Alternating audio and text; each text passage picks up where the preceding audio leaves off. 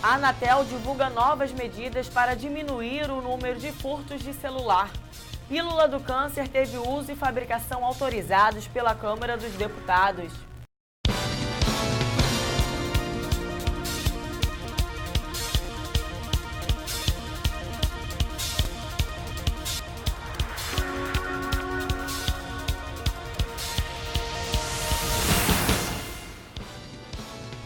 Olá, boa tarde. O último final de semana pelas cidades brasileiras foi marcado por fortes chuvas. O Rio de Janeiro entrou em estágio de crise após temporal, que causou deslizamentos e alagamentos. O desabamento de uma casa provocou a morte de 2 pessoas na noite do último sábado, no Morro Chácara do Céu, no bairro do Leblon, Zona Sul.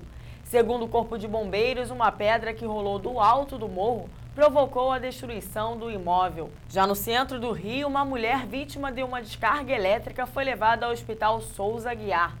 O Centro de Operações da Prefeitura do Rio informou que o município entrou em estágio de crise.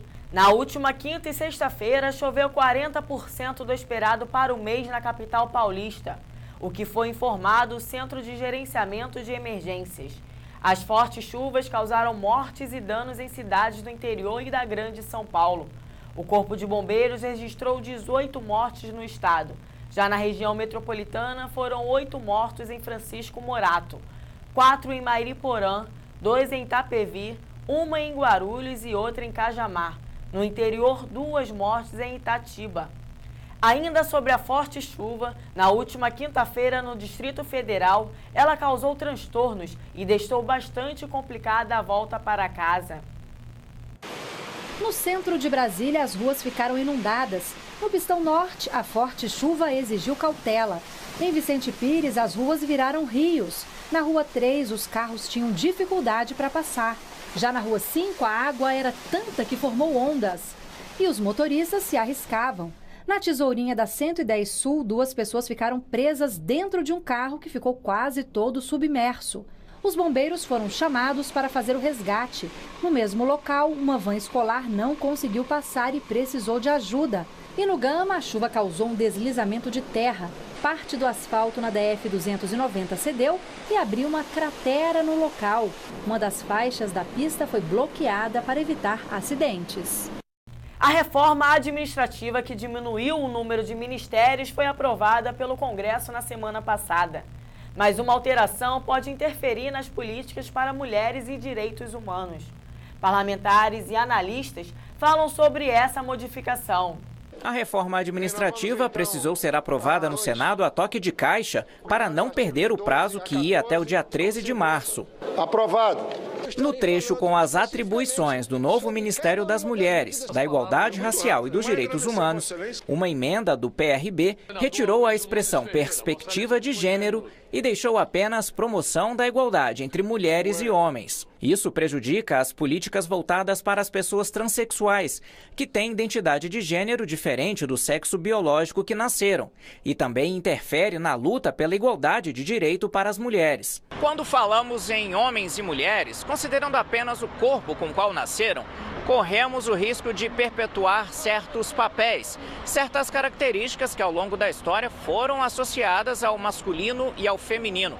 Papéis que não se explicam apenas pelas características biológicas e que contribuem para a desigualdade de direitos. Por exemplo, a mulher com um corpo apto a engravidar tem que ter filhos e cuidar das tarefas domésticas. A palavra gênero como uma palavra que é o que define, por exemplo, as condições da população LGBT, das mulheres, né? Quando você fala das mulheres, você está falando do gênero, não é igualdade entre homens e mulheres. O gênero, ele é o que delimita as políticas públicas para as mulheres hoje em dia. Outra alteração proposta por 6 partidos determinou que o novo ministério siga a Convenção Americana sobre Direitos Humanos, também conhecida como Pacto de São José da Costa Rica, de 69.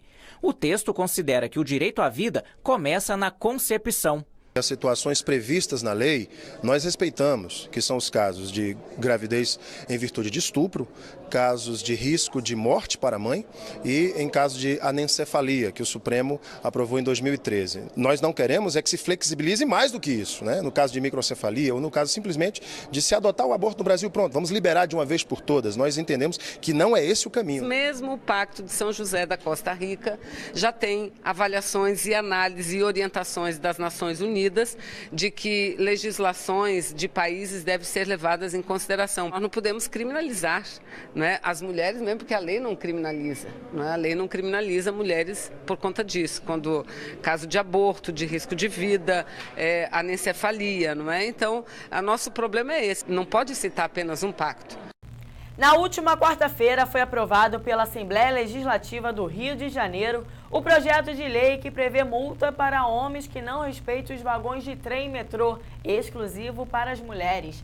Em abril, a regra do uso exclusivo dos vagões femininos completa 10 anos de existência. Os vagões destinados ao uso feminino nos horários de maior movimento existem há 10 anos e foram criados por uma lei para preservar mulheres de abusos sofridos durante viagens nas composições lotadas.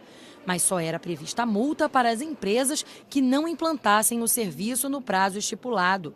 O projeto de lei aprovado ontem pela Assembleia Legislativa do Estado do Rio e que ainda precisa ser sancionado pelo governador Luiz Fernando Pezão, prevê multa para o homem que desrespeitar a exclusividade de vagões femininos. Além disso, em caso de descumprimento, os seguranças das concessionárias de trem e metrô poderão acionar policiais militares para levar o infrator a uma delegacia. Acho que nem precisaria ter multa se eles tivessem educação, né? Mas eles não têm educação, tem que perder pelo bolso. Tem que pagar multa mesmo, concordo, porque eles são muito abusados. Acho válido, porque tem muita gente que se aproveita no momento para aproveitar das mulheres, então acho muito válido essa multa. É um desrespeito, né? Se é uma lei, tem que cumprir. Se a gente quer que o país seja um país melhor, a gente tem que começar cumprindo as leis. A proposta também amplia para 2 o número de vagões femininos nas composições.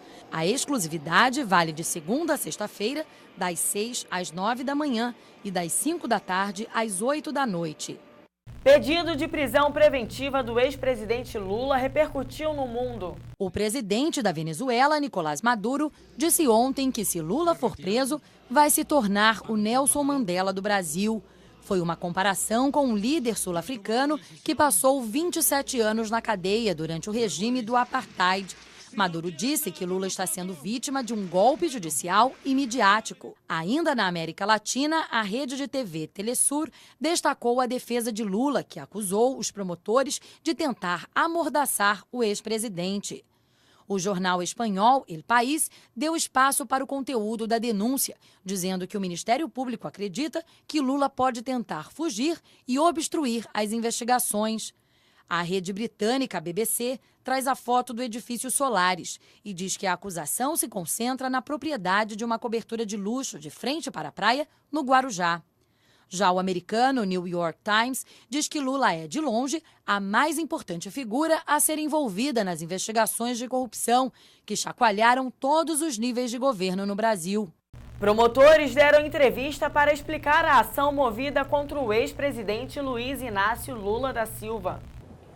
Os promotores explicaram que esta é uma investigação iniciada há 6 anos e que é independente da Operação Lava Jato. Não há qualquer conflito de atribuição com relação às atividades de investigação da Lava Jato e às atividades de investigação que resultaram na presente denúncia. E negaram que a investigação tenha motivação política. O Ministério Público está pautado em prazos legais e judiciais, pouco importando se este ou outro procedimento tenha qualquer tipo de repercussão política ou social. De acordo com o promotor Cássio Concerino, a ação é baseada em provas processuais e documentais e que dezenas de pessoas, entre elas moradoras e funcionários do edifício Solaris, em Guarujá, atestam que o imóvel, que está em nome da construtora OAS, era destinado à família do ex-presidente. O proprietário da empresa que fez a reforma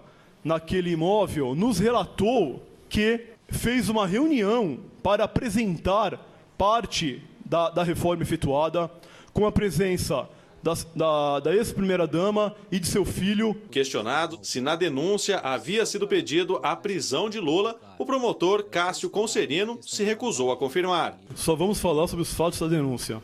A denúncia ainda deve passar pela análise da juíza Maria Priscila Veiga Oliveira.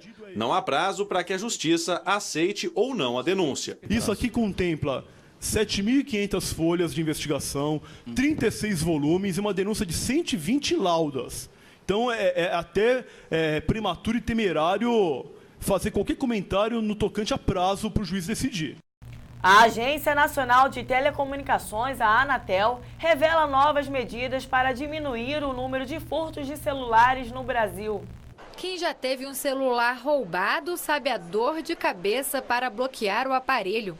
Se o dono não tem o número do e-mail, aquele código único que cada telefone tem, a situação fica ainda mais complicada. Foi muito difícil recuperar, eu tinha muitas informações, né, de trabalho, tal, de amigos. É uma mão de obra danada, muita burocracia.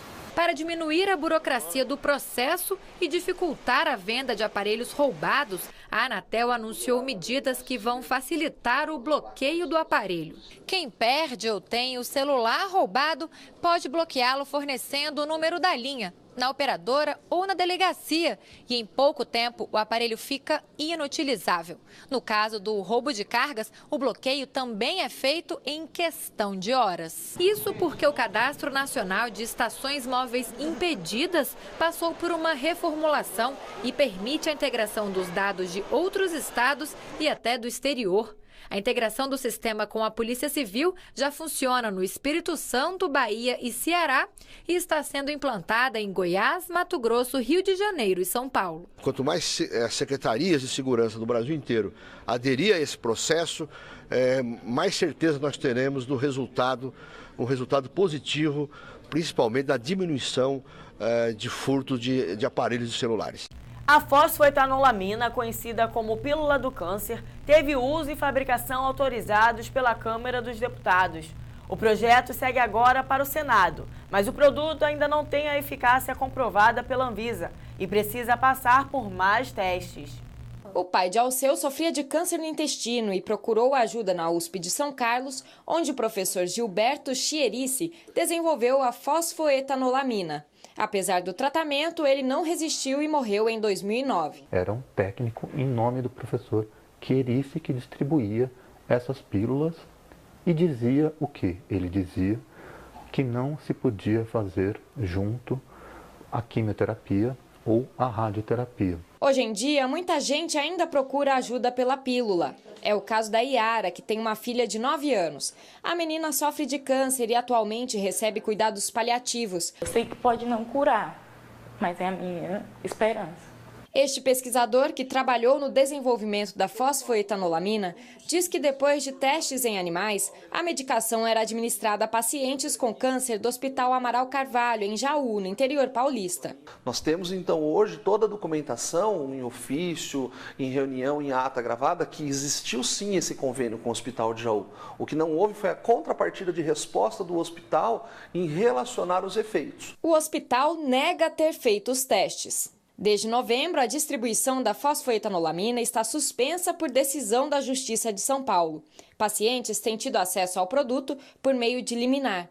Apesar de ser conhecida como pílula do câncer, ela não é considerada um remédio, porque ainda não passou por testes em humanos e não tem a eficácia comprovada. A autorização para os primeiros testes foi concedida nesta semana pela Comissão Nacional de Ética em Pesquisa do Conselho Nacional de Saúde. Num primeiro momento, a substância vai ser usada por 10 pacientes do Instituto do Câncer do Estado de São Paulo. Mas com uma etapa relativamente curta, de poucos meses, né? Em seguida, ela abre o leque e aí trabalha com 1.000 pessoas, divididas em grupos por tipo de câncer diferente, para verificar o resultado do medicamento em cada um dos tipos de câncer que eles elencaram na pesquisa. Ministro da Saúde, Marcelo Castro, esteve no interior de São Paulo para conhecer o Hospital de Câncer de Barretos. A unidade é referência nacional em tratamento oncológico. No ano passado, Marilene recebeu o diagnóstico de câncer de mama. Como o tumor estava avançado, as chances de cura não eram boas. Porém, graças à assistência que recebeu no Hospital de Câncer de Barretos, no interior de São Paulo, ela conseguiu vencer a doença. Então, eu resolvi vir aqui tentar uma consulta, deu certo. Comecei o tratamento aqui, fui muito bem recebida. Acho que nunca fui tão recebida, tão bem tratada em toda a minha vida. E o estado de saúde hoje não poderia estar melhor. O último exame no começo de janeiro, tudo dentro da normalidade. Graças a Deus, tudo dando certo. Atualmente, o Hospital de Câncer de Barretos é referência nacional no tratamento oncológico. Por dia são realizados mais de 3.500 atendimentos, todos 100% gratuitos pelo Sistema Único de Saúde. A instituição possui 24 departamentos médicos, incluindo centros cirúrgicos, medicina nuclear e diagnóstico por imagem.